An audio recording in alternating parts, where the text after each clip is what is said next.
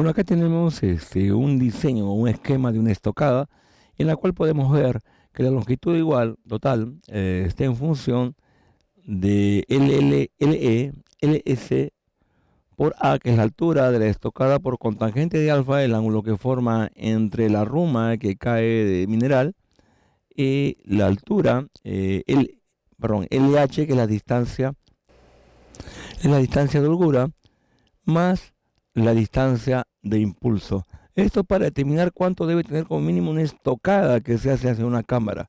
Obviamente todas estas distancias LS, LH y LI está en función del tamaño del equipo, así como A. Acá tenemos otro diseño, pero donde ya estamos usando arcos de acero, ¿no? Porque si queremos evitar el colapso de la visera o la parte delantera, debemos fortificarla, lo cual trae consigo un costo asociado a la fortificación o sostenimiento mediante arcos de acero, ¿no? Pero a la vez nos disminuye el costo de desarrollo y nos da mayor flexibilidad en el diseño. Acá tenemos, por ejemplo, nuevamente la distancia de la pila donde cae todo el material.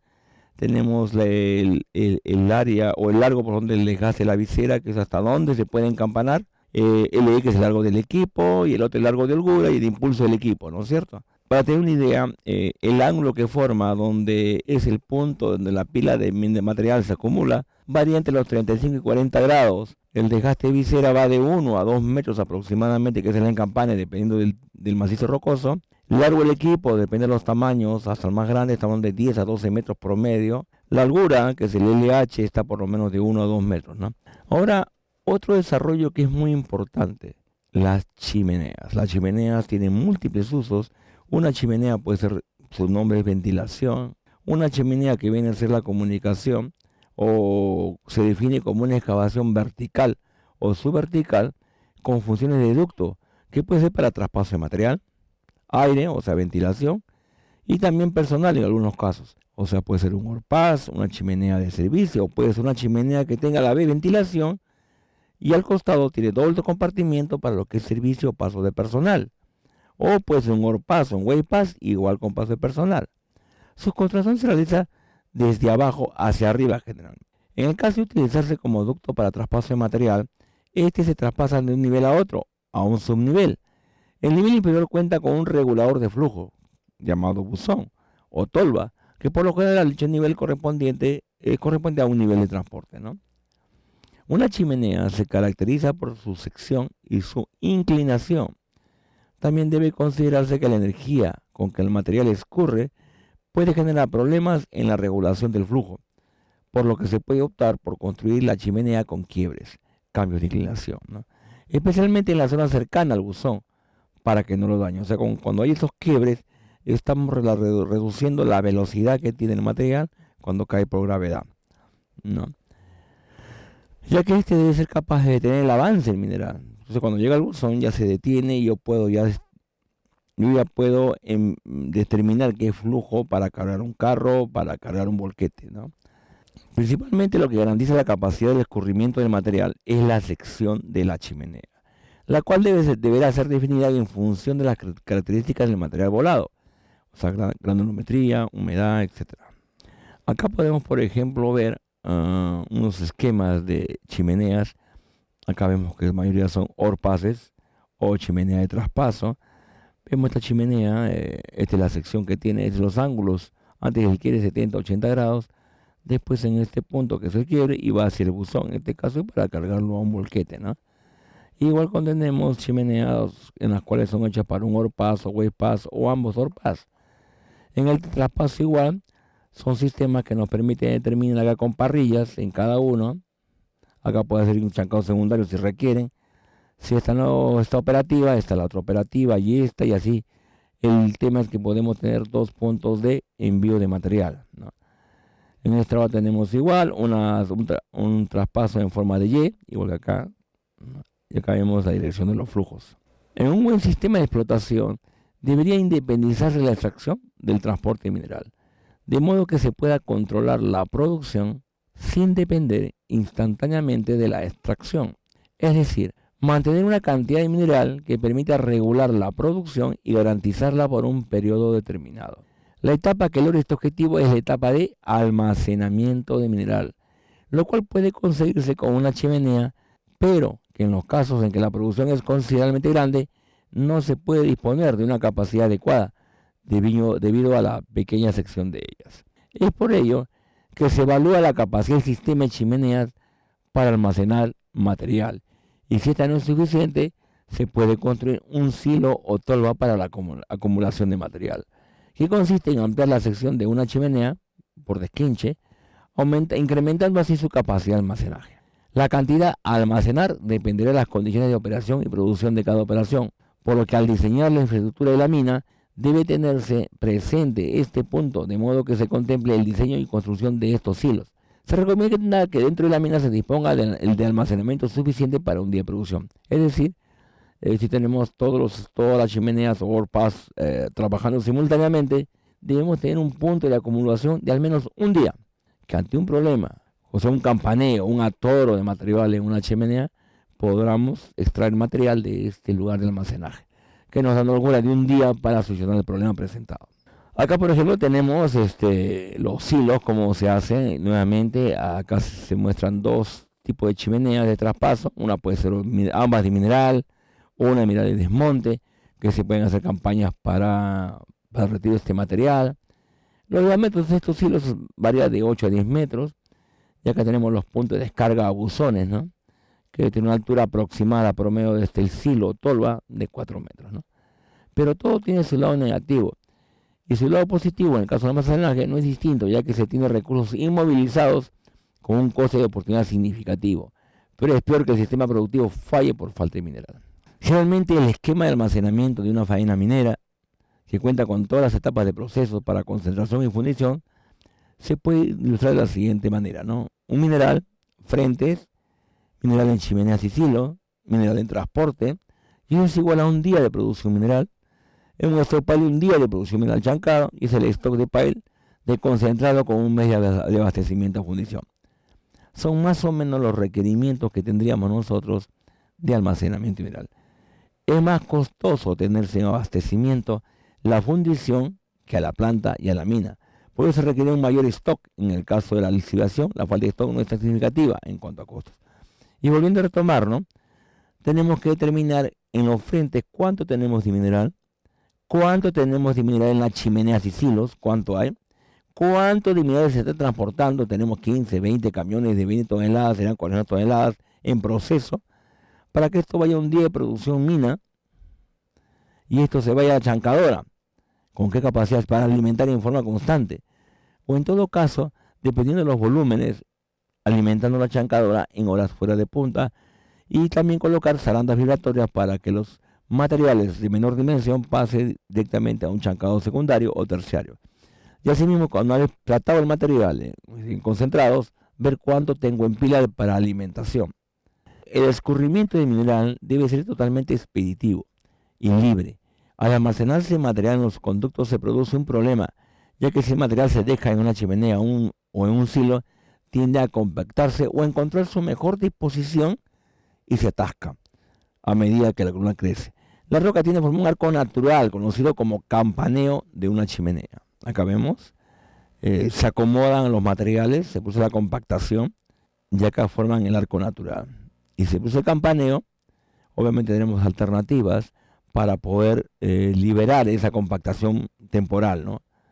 Se manda con cañas que van a este punto, se dispara o se plastea, o en la parte superior, o se tiene una chimenea, otra chimenea paralela para servicio, que tiene que tener ventanas, también ahí se coloca la plasta y se dispara, ¿no? Los factores que influyen en la formación del arco son distribución de tamaño en los fragmentos de roca, tamaño máximo de los fragmentos, forma de los fragmentos angulares, se compacta rápidamente, viscosidad de la roca, material fino entre las colpas o entre el material que tenemos almacenado, contenido de humedad, efectos de trituración que sube la roca al pasar por la chimenea. Obviamente cuando mandamos un mineral por la chimenea, hace un golpe entre ellos y se van fraccionando aún más, ¿no? Es por eso que se debe de esperar que un buen diseño evite este problema, ya que al aumentar el diámetro de la chimenea, el arco pierde resistencia. Asumiendo que al aumentar el diámetro se soluciona el problema, tenemos que asumir también el costo, lo que ello significa, excavación o sobreexcavación. Por lo que se realiza así, realmente es necesario realizar una excavación mayor, siendo que la probabilidad de que se forme el arco es baja para eventos, ¿no?, como este.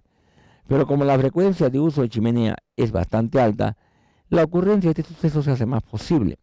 Por ello se llegó a una relación entre el diámetro de la chimenea y el diámetro de los bolones, rocas mayores, asegurándose así que el flujo sea continuo. Entonces tenemos que es una diferencia entre el diámetro de chimenea y el diámetro de bolones. Y también debemos considerar otros aspectos relacionados con la operación del trabajo, de la faena. Por ejemplo, en operaciones ubicadas en zonas bajas, de bajas temperaturas, puede que sea frecuente el congelamiento del material, porque hay agua entre los espacios, la cual genera colgamientos o campaneos, ¿no? Esto lo vemos en el cuadro número 1. Otra consideración es que el material fino puede generar compactación en las paredes de la chimenea, produciendo el campaneo, disminución de la sección chimenea, como en este caso, ¿no? El material fino se compacta, se pega, se apelmaza y reduce el diámetro de chimenea. Por tanto, es más probable que se produzca la compactación o el arco.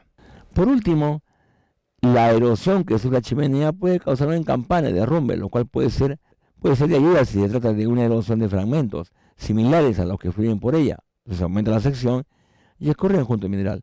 Pero también podría darse el caso que el material desprendido en las paredes sea de una magnitud tal que bloquee la chimenea por completo, dependiendo de la estructura presente, lo cual puede ser inmanejable en utilizar total y definitivamente la chimenea. Por ejemplo, acá tenemos, ya vimos que esto se puede producir el encampane, no campaneo. Encampane es agrandamiento de la sección, hay más material, pero eso puede ser que en uno de los puntos pueda desprenderse un bloque de mayor tamaño, entonces hace como un tapón, ¿no? Nuevamente, recordando la fórmula antes vista, es igual al diámetro de chimenea entre diámetro de bolones. O diámetro de los fragmentos mayores, ¿no? Debemos encontrar una expresión de M, suponiendo que se puede construir una chimenea tan larga que el peso de la columna mineral no dejará de romper el arco natural. Es decir, que si se forma el arco, este se rompa. Para ello debemos analizar el proceso de compactación que sufre el material dentro de esta chimenea. El proceso de compactación en la chimenea es en función del peso de la columna mineral en un punto dado. La expresión del peso de dicha columna está dada por a 0.25 multiplicado por la densidad, por el diámetro al cuadrado, por la altura y el diámetro menor en toneladas. El primero es diámetro del bolón y el diámetro de la chimenea, ¿no es cierto? Donde D es el diámetro de la chimenea, como hemos dicho, H la altura que alcanza la chimenea y D la densidad del material. Debemos encontrar un H de modo que el arco se rompa, o lo cual llamaremos altura crítica, que es igual al área por el diámetro de metro chimenea entre la densidad del material. Repetimos acá. Entonces tenemos la fórmula de altura crítica que es igual a la resistencia a la compresión por el diámetro de la chimenea al cuadrado en metros y la densidad del material toneladas sobre metros cúbicos. Entonces debemos encontrar un H de modo que, o sea, altura crítica, de modo que el arco se rompa. Y tenemos también otra fórmula que nos puede ayudar, que es igual a la resistencia a la compresión del material multiplicado por el diámetro de la chimenea por M, que es la relación entre el diámetro y el bolón más grande o el fragmento mayor, ¿no? Es una fórmula en función de M. En función de esto se puede obtener una curva como la siguiente. En un lado tenemos la relación diámetro chimenea entre el diámetro de fragmentos mayores y la densidad, ¿no es cierto? Para tener un flujo libre, el valor de M debe ser mayor o igual a 4. Para un flujo intermitente, el valor de M debe situarse entre 2 y 4. Con valores de M menores o iguales a 2 no se tiene flujo. Según estudiado, no se justifica tener valores de M mayores que 6. En la práctica, observamos que los equipos de carguillo están orientados a manejar mayores tamaños de bolonería o fragmentos mayores, lo cual obedece a una necesidad de productividad, por lo que el traspaso tendría que ser por chimeneas de mayor diámetro, haciéndose contraproducente por el hecho de no incurrir de costos de desarrollo mayores. Una chimenea típica contempla diámetros menores a los 3 metros. 1.5 metros es lo común. Si consideramos un bolón de 1.8 metros de diámetro, requeriríamos una chimenea de 7.2 metros de diámetro para garantizar el flujo libre, lo cual es imposible. hacer de una vez con las máquinas actuales, raíz bore por ejemplo, que alcancen los 3 metros de diámetro, podríamos considerar que se podría ensanchar la chimenea, lo que significaría mayores costos y tiempo para el objetivo. O sea, la chimenea construirla en 2 etapas. Y también tenemos que ver, cuando hagamos el diseño de una chimenea, es contemplar el tema de las parrillas, que es por nosotros determinamos o cernimos o filtramos el material a un tamaño apropiado, ¿no? Y por lo tanto la parrilla es un elemento que permite retener el material de tamaño indeseable para la función de la chimenea. La parrilla se compone de barras metálicas separadas entre sí, de modo que el material que traspase la parrilla garantice el flujo libre en la chimenea y el sobretamaño quede fuera para ser apartado o reducido sobre el mismo material de la parrilla, sobre la misma parrilla. El material utilizado puede variar según la operación. Inicialmente se usaban tubos metálicos, los cuales se doblaban y rompían frecuentemente y podrían ser rellenos con concreto, pero eran muy pesados. También es usual la utilización de vigas doble, T o H, para evitar el desgaste prematuro que señalan las piezas de desgaste, de modo que a medida que se van utilizando se pueden reemplazar sin tener que quitar la vía completa. Otra forma de usar también es el empleo de rieles en desuso, que también es muy común su utilización. La forma de la parrilla se obtiene de un análisis del comportamiento del material descargado sobre ella, de modo que se puede aprovechar la energía del material de una forma u otra. Si la parrilla se dispone horizontalmente, se observa que el material descargado se acumula en la orilla más próxima a la descarga, donde están los topes de descarga, ¿no es cierto? Esto lo podemos ver acá en la figura 1, material descargado, material a traspasar y parrilla. Sin embargo, una solución que aprovecha la gravedad es darle cierta inclinación a este sector para que el material se desplace hacia la zona más alejada del punto de descarga, aprovechando toda el área disponible. Entonces, le damos este quiebre y acá viene la parte horizontal, que es que el material se desplaza y tenemos una mayor área de traspaso. En el caso anterior, si no lo colocamos este quiebre, el material se acumula en este punto y esta área queda inutilizada. Se puede observar que la zona X que vimos anteriormente recibe el impacto de la descarga, o sea, la zona inclinada del material, y a la vez la zona X el impacto de los bolones o fragmentos de mayor tamaño, el cual dependerá de la energía con la que lleguen. La energía con que llega del sobretamaño de la zona X dependerá del ángulo de quiebre, usualmente 25 grados, para evitar el daño producido por ambos impactos. Se disponen en los extremos bolones de material similares a las píricas, las que absorben el impacto, prolongando la vida útil del punto de descarga, caja de la chimenea y soporte de la parrilla. Entonces lo que se plantea son las áreas o cajas de golpe. Acá es tipo pirca, se llena con bolones de gran tamaño, igual a esta zona, porque estas son los lugares donde va a caer el material. Se recibe el primer impacto, es acá. Se desplaza y al rodar acá recibe el segundo impacto. Son zonas de golpe o de impacto, las cuales tienen que ser reforzadas. Para dimensionar una parrilla debemos conocer los siguientes aspectos: distancia entre los barrotes o vigas, la cual se obtiene tomando como base el diámetro del fragmento máximo D, y esta distancia puede ser de 0.8 a 0.9 veces D, distancia entre barrotes. Dimensiones de la parrilla. Debemos determinar las dimensiones de la altura de descarga, H, longitud de la parrilla inclinada, L, longitud de la parrilla horizontal, S, y el ángulo de fricción alfa de la parrilla. La energía potencial de la roca en el punto 0 debe gastarse totalmente, y según que llega al punto 2, se habrá gastado toda la energía. Si la energía se gastará antes, quiere decir que la parrilla está subdimensionada. ¿Qué quiere decir? Que cuando caiga de este 0.1, ya tiene una cantidad de energía, se desplaza, corre y se tiene que detener ya casi con cero energía en este punto. Que si hacemos el largo de la parrilla más larga, un S más 1, esta área quedaría inutilizada.